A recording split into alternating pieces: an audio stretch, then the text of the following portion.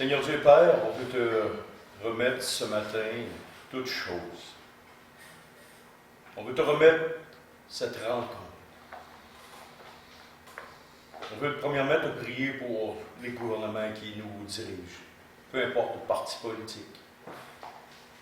On sait une chose d'après ta parole, que tu es au contrôle de toutes choses, que c'est toi qui es souverain, qui es roi des rois. C'est toi qui mets en place des hommes, qui les enlèves, qui n'en replace d'autres, selon ta volonté.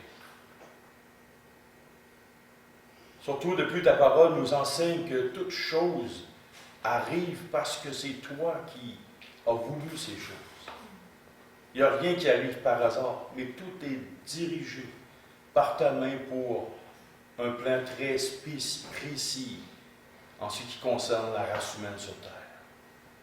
Et on veut te louer, Seigneur. On te prie en particulier pour les deux paliers de gouvernement, fédéral et provincial. Et comme ta parole nous le dit, afin que nous puissions vivre en paix. Alors, Père, je ne te prie pas pour un ou des hommes, mais je te prie pour que nous vivions en paix, afin que les décisions qui soient prises nous permettent de vivre en paix dans le calme. Apaise nos cœurs, apaise nos corps, nos consciences, Seigneur, devant toi. Fait que nous puissions regarder à ta souveraineté, à ta toute-puissance, au lieu de regarder aux décisions des hommes. Un autre ordre d'idée, Père, je veux te demander de mettre ta main bénissante sur nous ce matin, afin que tout ce qui va être enseigné, tout ce qui va être dit, les réflexions que nous aurons, soient dirigées par ton Esprit Saint. Et c'est ton ton Fils que nous te prions, Seigneur. Amen. Amen. OK. Parlons maintenant du troisième commandement. Et comme j'ai dit pour les deux autres, les commandements de Dieu, on peut les voir d'une façon sectaire ou d'une façon extraordinaire. Oh, c'est pas pire. Tu peux voir un commandement de Dieu comme étant très rigide, parce que ta perception de voir les choses, elle est très rigide.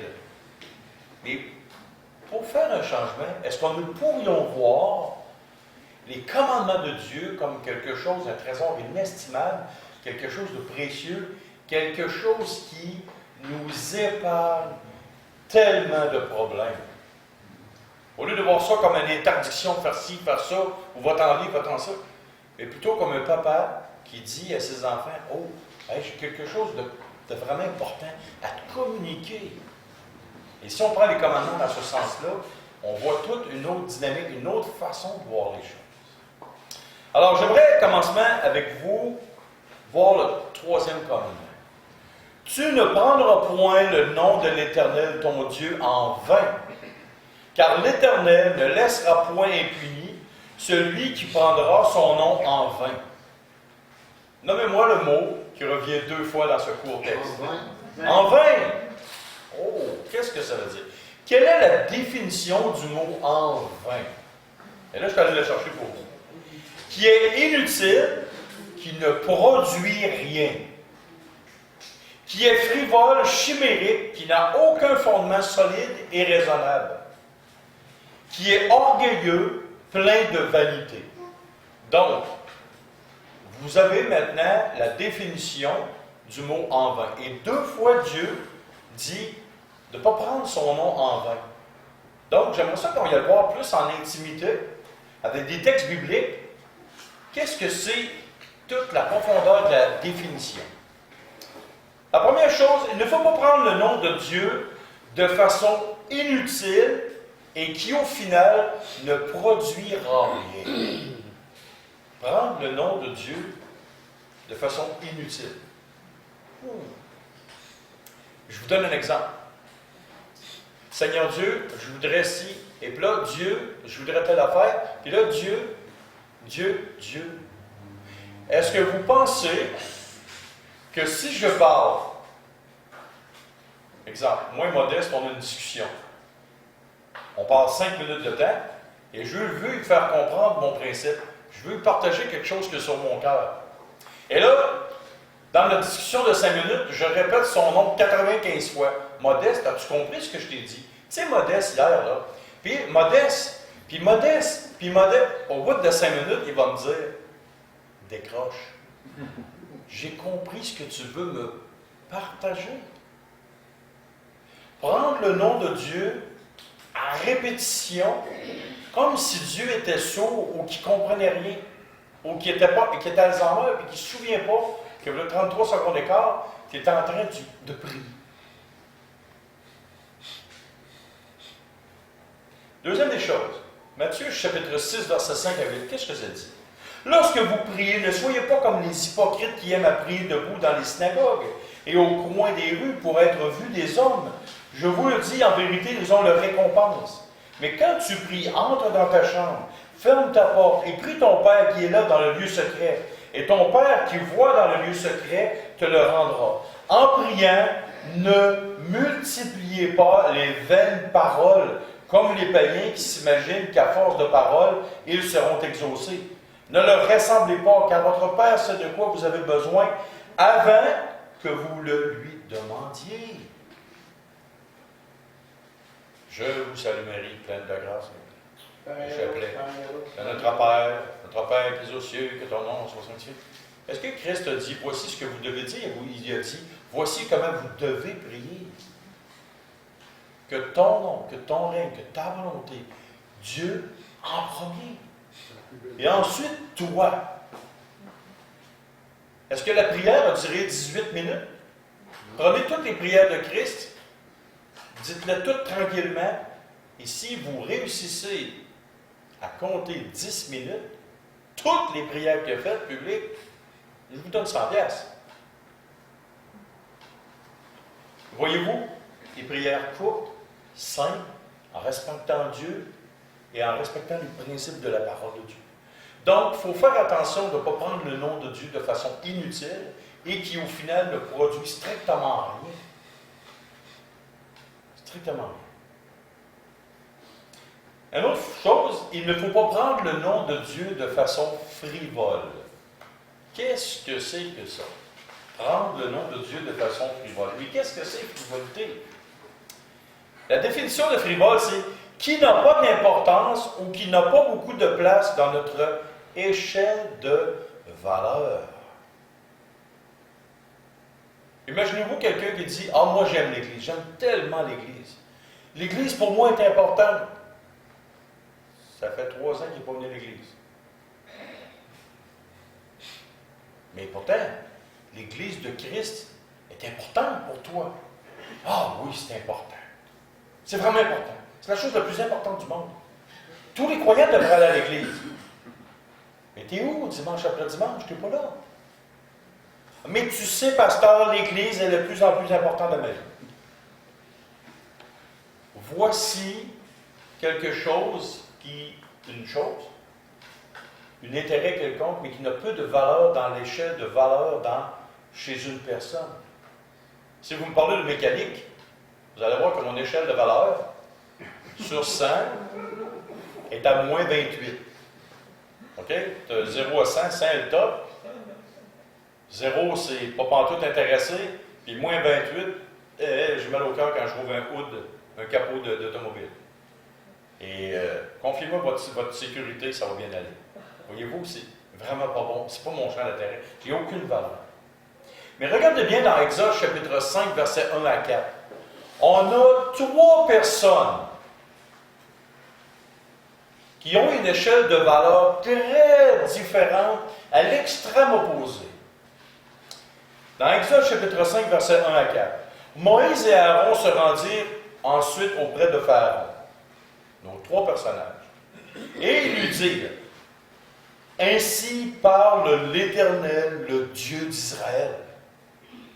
Laisse aller mon peuple pour qu'il célèbre au désert une fête en mon honneur. » Pharaon répondit, « Qui est l'Éternel pour que j'obéisse à sa voix? » C'est qui ça? C'est qui lui? En laissant aller Israël. Je ne connais point l'Éternel. Je ne laisserai point aller Israël. Ils dirent, le Dieu des Hébreux nous est apparu. Permets-nous de faire 3 journées de marche dans le désert pour offrir des sacrifices à l'Éternel, afin qu'il ne nous frappe pas de la peste ou de l'épée. Et le roi d'Égypte leur dit, Moïse et Aaron, pourquoi détournez-vous le peuple de son ouvrage? Allez à vos travaux. Par moi, c'est un boss du Québec, ça. Retourne travailler. Pas un mot. Tu déranges le monde. Tu parles de Dieu. Alors, retourne travailler. Voyez-vous? J'ai l'impression d'avoir un boss du Québec. Il n'y a rien de nouveau sur le soleil. Voyez-vous, on a 3 personnes ici. Il y en a 2 qui ont une échelle de valeur très profonde concernant Dieu. Dieu est vraiment important. Et regardez comment est-ce qu'il parle, comment est-ce qu'il utilise. Ainsi parle l'Éternel, le Dieu d'Israël. L'autre qui dit, c'est qui ça? Tu veux que j'obéisse à qui? Je ne connais même pas. Regarde, parle-moi en plus, puis retournez te faire votre travail, puis arrêtez de déranger le monde. Voyez-vous, eux, ces hommes-là, ont pris le nom de Dieu d'un sérieux, un entend pas frivole. Et leur échelle d'importance, elle est grande. Le nom de Dieu est si important pour eux. Il n'y a aucune frivolité dans leur langage. Une autre chose, il ne faut pas prendre le nom de Dieu de façon chimérique. Oh! Un terme français qu'on n'est pas utilisé, qu'on n'utilise pas. Hein? Quand on dit des chimères, est-ce que ça vous situe un peu? Mais prendre le nom de Dieu de façon chimérique. Qu'est-ce que la définition? Personne dont les projets sont utopiques et irréalisables. Est-ce qu'on peut prendre le nom de Dieu et agir de façon utopique? Des projets irréalisables. Regardez bien. Dans le psaume 131, versets 1 à 3. Et ensuite, je vais vous donner 2 exemples où on prend le nom de Dieu de façon chimérique, ou si on veut, utopique, et quelque chose qui est irréalisable. Voici ce que le psaume 131, 1 à 3 dit. Cantique des degrés de David, Éternel, je n'ai ni un cœur qui s'enfle, ni des regards hautains. Je ne m'occupe pas de choses trop grandes et trop élevées pour moi. Loin de là, j'ai l'âme calme et tranquille, comme un enfant sevré qui est auprès de sa mère. J'ai l'âme comme un enfant sevré. Israël, mets ton espoir en l'Éternel dès maintenant et à jamais. Je suis un homme qui a pris, malheureusement, le nom de Dieu de façon chimérique, de façon utopique. Et à ma très grande honte, hey, j'ai fait ça comme pasteur. Je vous donne 2 exemples que j'ai vus au Québec, et je vous dis un exemple que moi j'ai vécu, et que dernièrement j'ai réalisé.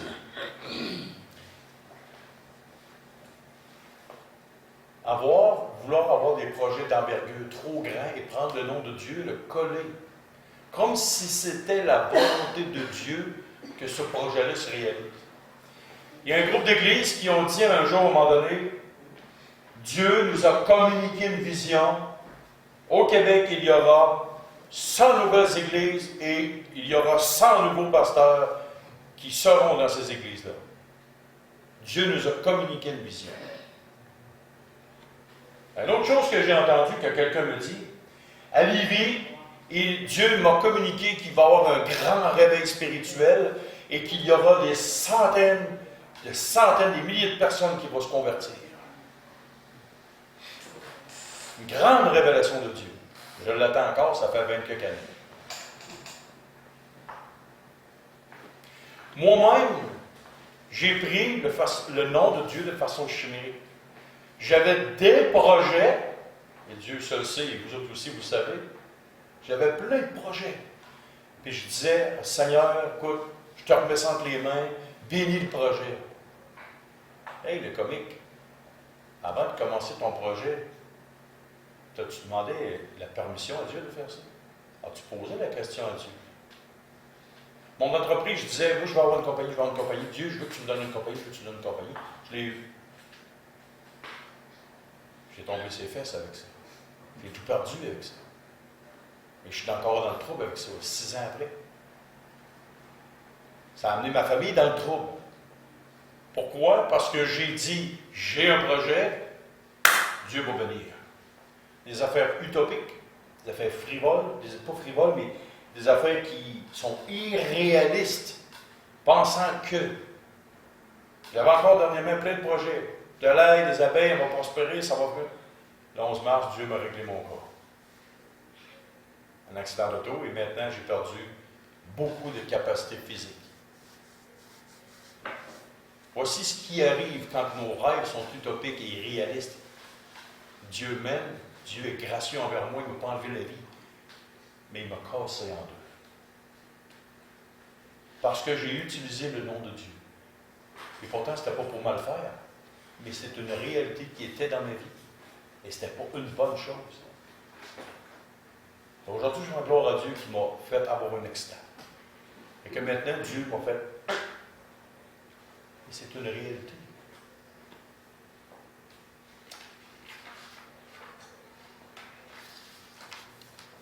Et suite à ça, il ne faut pas prendre le nom de Dieu non plus avant, comme je vous expliquais. Dans Jacques 4, 13 à 17, texte que je connais très bien, mais que je n'avais pas vécu, que je ne vivais pas. Et maintenant, Dieu a permis que je comprenne de façon extrêmement spéciale.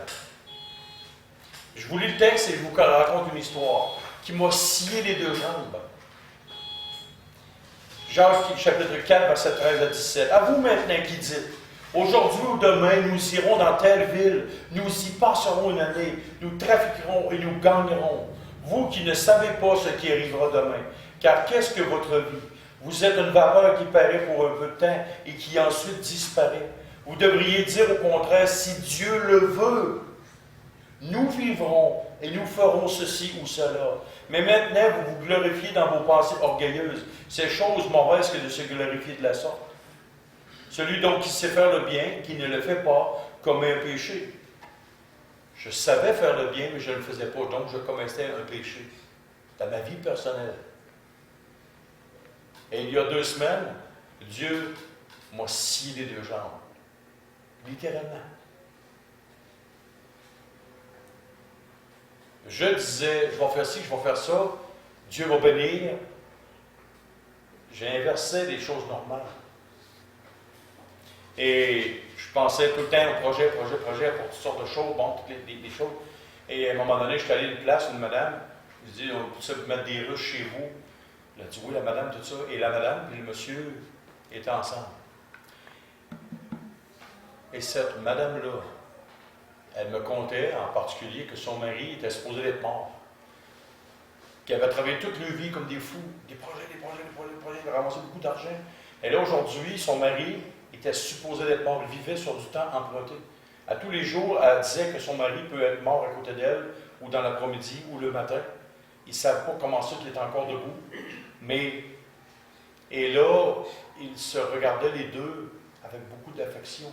Mais elle me disait, James, prends du temps avec ta femme. Ne fais pas trop de projets. Ça ne vaut pas la peine. Et ils se regardaient avec beaucoup d'amour, beaucoup de tendresse, beaucoup d'affection. Et une phrase qui m'a scié 2 jambes, c'est, la femme me demandait à son mari, elle dit, écoute, est-ce que toi, ça te dérange qu'on place des ruches chez nous, dans notre cour en arrière, loin? Le monsieur a dit, ouais, mais il dit, tu peux faire ce que tu veux si c'est ton avenir. Et là, la madame, elle dit, ouais, mais elle dit, toi, c'est ton présent. Et ça m'a scié 2 jambes. Pourquoi? C'est pas compliqué. Parce que j'ai entré dans mon auto après, je suis parti, puis en allant, j'ai pleuré pendant quasiment une demi-heure. Je m'apercevais de la folie de mon cœur, de mon âme. Projet. Et Dieu va bénir. Non. La volonté de Dieu, c'était quoi? C'était pas ça. Et j'inversais les choses. Et je prenais le nom de Dieu pas d'une bonne façon. Et juste ça, la petite discussion qu'on a ensemble, ça me scie les jambes. Et j'ai dit, hey, le fou, tu es en train de refaire la même chose qu'eux ont fait. Tu passes ta vie dans des projets en mettant Dieu là-dedans, mais en réalité, est-ce que c'est sa volonté? Wow. Et quand je suis arrivé à la maison, j'ai dit, Suzy, finis les projets. C'est fini. J'ai expliqué ça, j'en parle encore, ça fait 2 semaines, j'en parle quasiment tous les jours. Et là, j'ai compris. Mais parce que je ne sais pas de la bonne façon. Un autre principe, il ne faut pas prendre le nom de Dieu de façon orgueilleuse et pleine de vanité. Il y a un texte dans Jérémie 23, 25. Ne suis-je Dieu que de près, dit l'Éternel, et ne suis-je pas aussi Dieu de loin? Quelqu'un se tiendra-t-il dans un lieu caché sans que je le voie, dit l'Éternel? Ne remplis-je pas, moi, les cieux et la terre, dit l'Éternel? J'ai entendu ce que disent les prophètes qui prophétisent en mon nom le mensonge, disant, j'ai eu un songe. Jusqu'à quand ces prophètes veulent-ils prophétiser le mensonge, prophétiser la tromperie de leur cœur? Ils pensent faire oublier mon nom à mon peuple par les songes que chacun d'eux raconte à son prochain, comme leurs pères ont oublié mon nom pour Baal. Avez-vous déjà entendu dire quelqu'un, Dieu m'a dit que? Je prophétise sur ta vie que Dieu veut ça. Qu'il t'arrivera ceci ou cela. Amen, alléluia. Hein, c'est ça, ça va avec ça aussi. Hein? On crie, on parle fort pour vraiment mettre de l'accent grave sur ce qu'on dit. Ou c'est la volonté de Dieu pour ta vie, ce que je t'indique. Ça, c'est de prendre le nom de Dieu en vain, de façon orgueilleuse et vaniteuse. As-tu un téléphone dans ta Batcave? Comme Batman avait un téléphone dans sa Batcave, là, le maire, quand il avait besoin, il l'appelait. Parce que le maire avait besoin de Batman. Est-ce que Dieu a besoin de toi? Est-ce que Dieu a un téléphone privé, ligne directe, 1-800-ciel? Dieu te révèle toujours quelque chose à toi, à tous les jours, pour une personne qui t'entoure. Ah, il y avait Jojo Medium aussi à TV qui faisait ça quand j'étais petit. Puis dans les journaux, là, c'est bien plein des affaires de même. Ah, ils peuvent te dire ton avenir à tous les jours. Tu t'en vas d'abord, tu te dis, OK, c'est quoi j'ai fait hier? Tu sais pas. Tu sais pas quand même me dire ce que j'ai fait hier, tu vas me dire ce qui se passe dans mon futur. Hey, toi, t'es bon. Ou toi, t'es bonne. Voyez-vous? Quand quelqu'un vous dit ça, là, ce qu'il est en train de faire, il est en train de prendre le nom de Dieu de façon orgueilleuse. Plutôt, qu'est-ce qu'on peut faire? On peut dire, regarde, selon la parole de Dieu, qu'est-ce que tu en penses si tu irais dans cette direction-là? Toujours revenir à Dieu. Au lieu de dire, Dieu m'a dit que...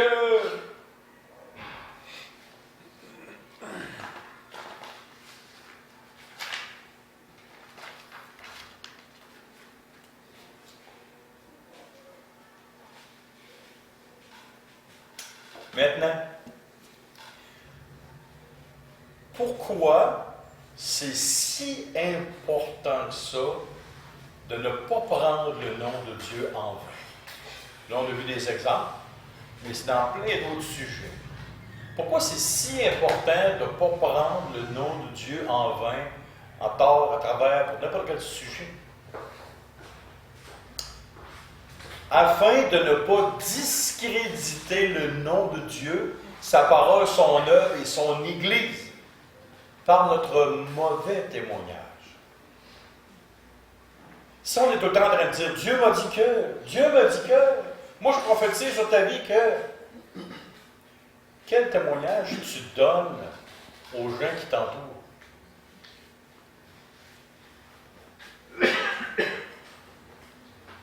Une fois, à un moment donné, il y a une femme, elle s'est fait dire, son père était pris d'un cancer, il allait mourir.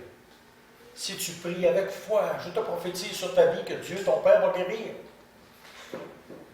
Le papa est mort. Le papa est mort. La femme, toute déboussolée, est allée voir la personne qui avait dit ça. Elle a dit, ah, c'est parce qu'il est mort parce que tu as manqué de foi en Dieu. Oh, Dieu des affaires là. Non, c'est pas drôle. Prendre le nom de Dieu. Tout croche. Le mauvais témoignage.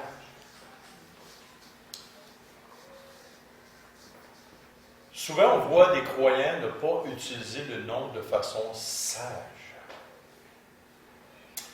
Et par leur attitude, par leur façon de dire les choses, leurs choses qu'ils disent sur Dieu, ils brisent l'œuvre que le Saint-Esprit est en train de faire dans la vie des gens. Le Saint-Esprit fait une œuvre dans chaque personne sur terre. Et nous, comme croyants, si on utilise mal le nom de Dieu, de façon tout croche, nous brisons l'œuvre de Dieu, le Saint-Esprit qu'il fait dans la vie des gens. Et ça, je peux vous dire, je l'ai vu à de multiples reprises, juste dans ma famille.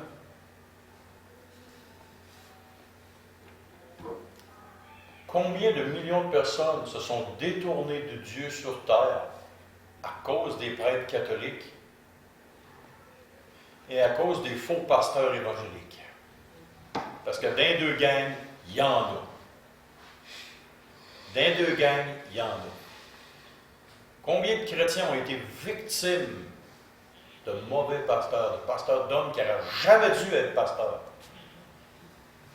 Combien d'enfants, de jeunes ont été victimes, de femmes, d'hommes ont été victimes des prêtres catholiques?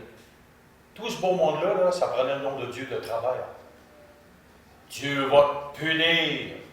Ah ouais? OK, selon ta pensée, Dieu va me punir. Est-ce que la parole de Dieu dit ça? Mon père était un homme, mon grand-père était un homme qui voyait Dieu comme un Dieu vengeur et punisseur. Et Dieu était le Dieu qui donnait des conséquences à chaque péché. Il avait lu toute la Bible au complet, il s'est arrêté au texte « Les hommes, les adultères n'hériteront point du royaume des cieux ». Il est en train de lire ça. Il dit « Ouais, moi je suis un adultère, je m'en vais en enfer ». Il a fermé la Bible, il est allé la mettre sur la tablette, jusqu'à la fin de sa vie, il a pensé ça. J'aurais tellement aimé qu'il lise plus loin. Car ils sont gratuitement justifiés. Justifiés de quoi? De tout péché. Gratuitement.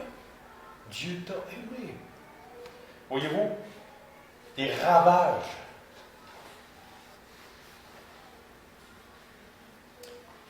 Matthieu 18, 4 à 7. C'est pourquoi quiconque se rendra homme comme ce petit enfant sera le plus grand dans le royaume des cieux. Et quiconque reçoit en mon nom un petit enfant comme celui-ci me reçoit moi-même. Mais si quelqu'un scandalisait un de ces petits qui croient en moi, il vaudrait mieux pour lui qu'on suspende à son cou une meule de moulin et qu'on le jette au fond de la mer. Malheur au monde à cause des scandales. Il est nécessaire qu'il arrive des scandales. Mais malheur à l'homme par qui le scandale arrive. Il faut faire attention que par nos actions, nos dires, nos paroles, on soit en scandale aux gens. En scandale aux gens qui nous entourent. Pour ne pas détruire quelque chose dans leur cœur, dans leur âme, dans leur vie. Une autre chose, utiliser le nom de Dieu afin de mettre du poids sur nos paroles mensongères.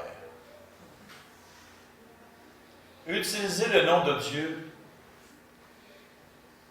pour mettre du poids sur nos paroles mensongères. Lévitique 19, 12. Vous ne jurerez point faussement par mon nom, car tu profanerais le nom de ton Dieu. Je suis l'Éternel. Combien de fois dans le temps en cours, quand il y avait des Bibles, jurer sur la Bible de dire toute la vérité, juste la vérité, je le jure. Et rien que la vérité, je le jure. 33 secondes et quart après, première menterie, deuxième, troisième. Hey, es-tu conscient de ce que tu viens de faire? Premièrement, tu n'as même pas le droit, selon la parole de Dieu, de jurer sur la parole de Dieu. Puis tu as juré que tu dirais toute la vérité, puis tu ne le fais pas. Combien de fois aussi, les hommes sur terre, je te le promets devant Dieu, chérie, je ne recommencerai plus.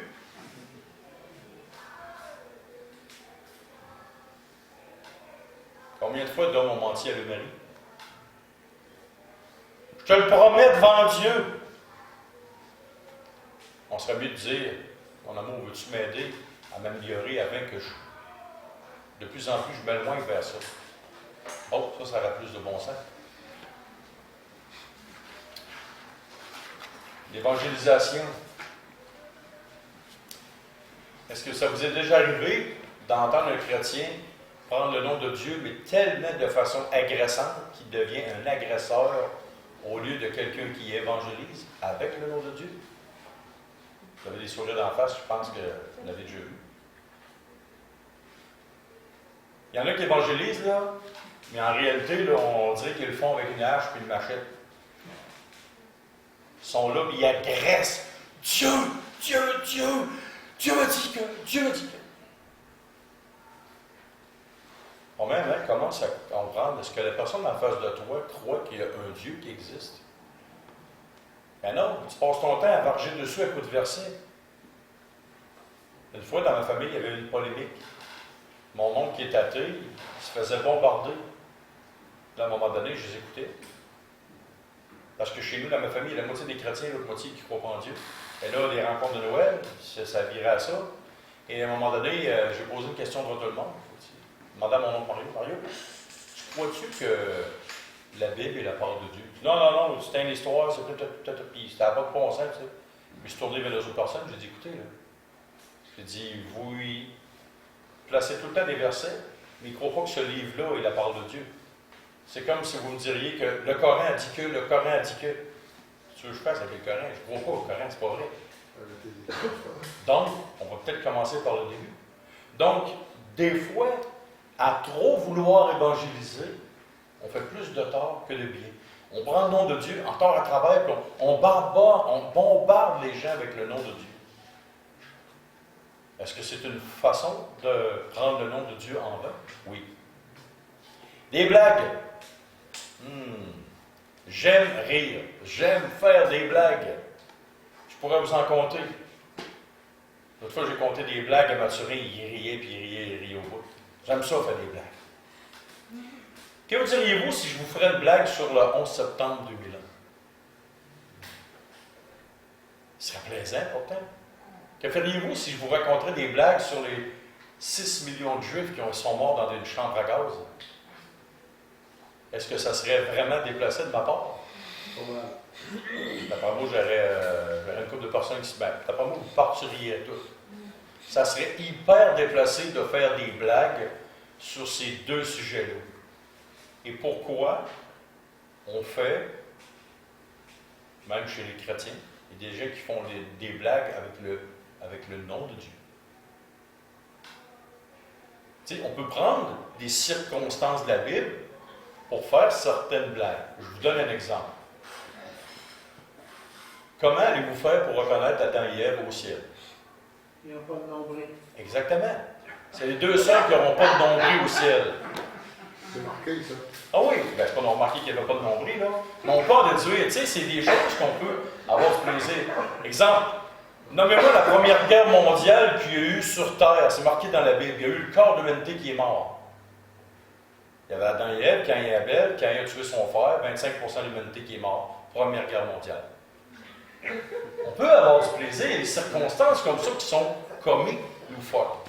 Mais prendre le nom de Dieu et de faire une blague sur Dieu ou sur le Seigneur Jésus-Christ, à proscrire. On peut rire et avoir du plaisir sur plein de sujets. Hier, avec ma fille, on a ri. Mais je ne la raconterai pas. On a ri, on était ensemble tout ça, on était en train d'extraire le miel, et là, j'ai ri avec elle, j'ai fait « Hein? » Mais c'était comique. Après, c'était comique, pas sur le coup. Voyez-vous, on peut faire des blagues, mais sur Dieu, on arrête ça. Utiliser le nom de Dieu pour faire de l'argent, pour faire s'enrichir. Hey, c'est une mode de ce temps-ci, hein? C'est vraiment une mode de ce temps-ci. Il y a beaucoup de personnes qui prennent le nom de Dieu pour s'enrichir. Tu écris des livres, pourquoi? Tu as une popularité.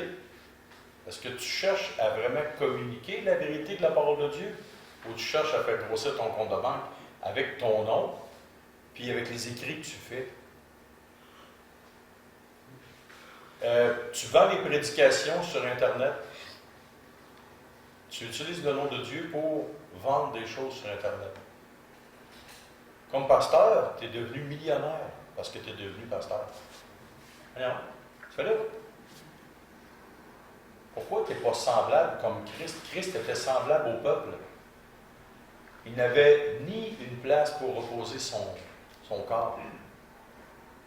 Il n'avait aucun endroit. Christ n'avait aucun endroit. Quand il est mort sur la croix, c'est ce qu'il possédait sur terre, sa tunique, et on lui a enlevé. Pourquoi tu as des hommes qui prennent le nom de Dieu et qui sont en même temps extrêmement riches? Qu'est-ce que tu fais là? Tu n'es pas à bonne place. Ce que j'ai comme conviction, c'est quoi? C'est Christ. Regarde bien. Allez, prêchez et dites. Allez, prêchez et dites. Le royaume des cieux est proche. Guérissez les malades. Ah, ça va être payant. On va guérir des malades. Ressusciter des morts. Oh, ça va être bien plus payant encore. Purifier les lépreux. Hey, toute une histoire d'argent m'a fait du cash avec ça. Oh! Chasser les démons. Ouais, ça, ma fille ou mon gars, je suis prêt avec ça, je vais prendre ma pension, je vais être gros dur. Ne prenez ni or, ni argent, ni monnaie dans vos ceintures, ni sac pour le voyage, ni deux tuniques, ni souliers, ni bâton, car l'ouvrier mérite sa sa Rolls Royce. Mérite son château, son penthouse, ses 28 maisons, son Boeing, son jet privé. Non, c'est marqué car l'ouvrier mérite sa nourriture. Il n'y a pas d'autre endroit aussi que si on a le vêtement et la nourriture, cela nous suffit. C'est bizarre que toutes les choses qui étaient nommées avant, il y a des prédicateurs qui font de l'argent avec ça. Guérissez les malades, ressusciter les morts, purifier les lépreux, chasser les démons. Ça, c'est payant. C'est bizarre que le Seigneur Jésus te dit, prends pas d'or, ni d'argent, ni monnaie dans vos ceintures. Ah, pas dans ma ceinture, c'est dans mon compte de banque. Je suis correct. Voyez-vous? Car l'ouvrier mérite sa nourriture, pas plus. Est-ce que Christ était riche? Non. Quand vous verrez un homme qui prêche et qui est millionnaire, sauvez-vous. Sauvez-vous. Il n'est pas un homme de Dieu.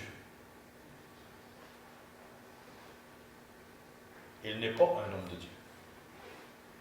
Peu importe le statut qu'il a, peu importe comment il est connu,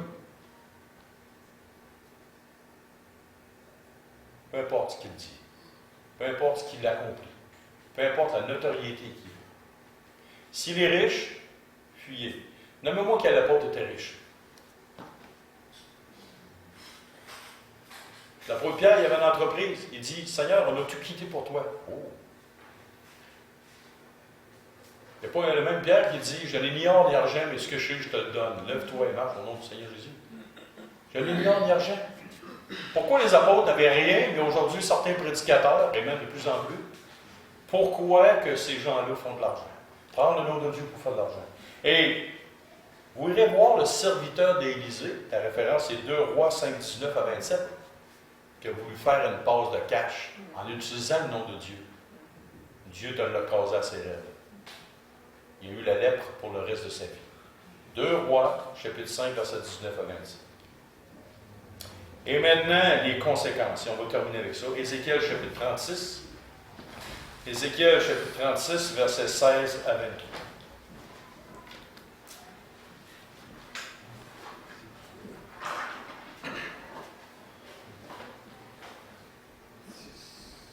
Verset 16 à 23. Ézéchiel, chapitre 36, verset 16 à 23. La parole de l'Éternel me fut adressée en ces mots. Fils de l'homme, ceux de la maison d'Israël, quand ils habitaient leur pays, l'ont souillé par leur conduite et par leurs œuvres. Leur conduite a été devant moi comme la souillure d'une femme pendant son impureté. Alors j'ai répandu ma fureur sur eux à cause du sang qu'ils avaient versé dans le pays et des idoles dont ils l'avaient souillé. Je les ai dispersés parmi les nations et ils ont été disséminés en divers pays. Je les ai jugés selon leur conduite et selon leurs œuvres. Ils sont arrivés chez les nations où ils allaient et ils ont profané mon saint nom en sorte qu'on disait d'eux, c'est le peuple de l'Éternel, c'est de son pays qu'ils sont sortis. J'ai voulu sauver l'honneur de mon saint nom, que proférait la voix d'Israël parmi les nations où elles étaient. Dieu a une place immensément importante dans son cœur pour son nom. Prenez tout le nom de Dieu. Chaque nom de Dieu dans l'Ancien Testament a une particularité, une signification qui détermine une personnalité de Dieu. Je m'appelle James, mais je m'appelle aussi papa. Je m'appelle des fois pasteur, par certains. Une autre personne m'appelle chérie. Il n'y en a rien qu'une. Ne vous inquiétez pas. Mon petit cœur, il y a deux personnes. Ma mère et ma femme. Elle a le droit. Voyez-vous, les noms que les gens me donnent parlent de quelque chose de moi. Les noms qu'on utilise et qu'on prend de Dieu parlent d'une personnalité de Dieu. Et il y a des conséquences à mal utiliser le nom de Dieu. J'en ai subi les frais, mais dans sa grâce, Dieu m'a épargné. Et souvent, on ne s'en rend pas compte. Vous savez comment j'aime profondément Dieu, comment je respecte profondément Dieu. Mais dites-vous une chose, plus ta responsabilité elle est grande devant Dieu, plus Dieu serre la vis quand tu es sur la mauvaise voie. David, il a chèrement payé. Le roi Salomon, chèrement payé. Donc, il faut faire attention dans les moindres détails de nos vies pour voir si le troisième commandement, de prendre le nom de Dieu en vain, donc tous les détails dans lesquels on a parlé, est-ce qu'on utilise le nom de Dieu en vain? Même des fois sans le savoir. Je ne savais pas profondément que c'était pas correct. J'avais une partie là, mais une partie dans mon cœur qui n'était pas encore travaillée. Donc, c'est ça qu'il faut analyser, voir est-ce qu'on est sur la bonne voie. C'est ça qui est important. Ce n'est pas de se regarder mutuellement les uns les autres, mais c'est vraiment de faire attention à s'analyser soi-même pour voir si le nom de Dieu dans notre vie n'a pas utilisé en vain. Prions. Seigneur Dieu Père, on veut justement louer ton saint nom. Le mettre de plus en plus sur un piédestal dans nos vies. Remémore à nos cœurs, nos âmes, toutes les choses qui ont été dites ce matin, cette semaine, ce mois-ci. Purifie nos cœurs, Seigneur. Amène-nous de ta volonté. Fais-nous voir, Père, ta volonté. Fais que ton nom, de plus en plus dans nos âmes, dans nos cœurs, puisse prendre une place de plus en plus grande. Afin que par notre témoignage, Seigneur, nous faisions que nous honorons de plus en plus ton nom. Que les gens autour puissent dire, cet homme ou cette femme appartient réellement au Seigneur Dieu, le Créateur de toutes choses. Et que ton nom sur nous ne soit pas bafoué par notre vie, notre comportement, nos dires, nos paroles, Seigneur. Et nous voulons te demander pardon, Seigneur, pour tous nos manquements, nos faiblesses, nos ratés, nos péchés, Seigneur. Fais-nous voir, Seigneur, comme toi tu vois les choses. Et c'est au nom de ton Fils Jésus qu'on prie. Amen. Amen. En espérant que ces choses qui ont été dites ont touché vos cœurs et que vous allez avancer de plus en plus avec la personne de Dieu et son nom. Et la semaine prochaine, nous verrons le 4e commandement, qui est le sabbat, ou le jour du repos.